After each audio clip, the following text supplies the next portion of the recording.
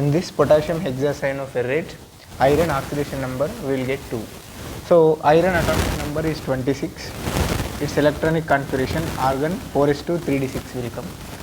So in +2 oxidation state, it has to lose 2 electrons from the s orbital, so that 4s0 3d6 will come.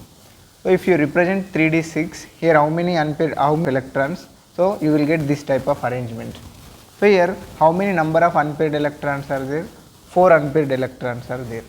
So according to spin only formula, that is square root of n into n plus 2 will come. Square root of n into n plus 2. So a number of unpaired electrons means here n. So n value is 4. So 4 into 4 plus 2. Square root of 4 into 4 plus 2 means square root of 24 we will get. Right? So the answer is square root of 24 means 4.898 something you will get. 4.898. What I am saying, without substituting in this formula also you can get answer. How means, how many unpaired electrons are there?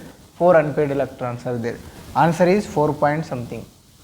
For example, if unpaired electron is 1, for example, number of unpaired electrons in any complex compound, not in this, number of unpaired electrons in any complex compound is 1, so that answer will be 1.7 something. 1 point something will come. So if 2 electrons are there, that answer is 2 point something will come. If 3 unpaired electrons are there, the answer is 3 point something will come.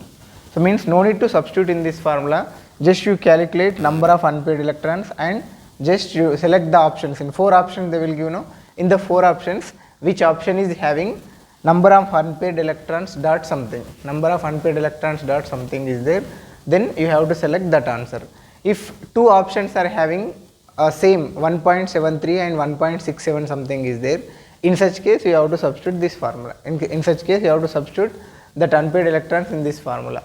Maximum they will not give similar options like that, but so this trick will be fail. This trick will fail when the both values are near. If the both values are not near, in such case you can apply this trick. Thank you.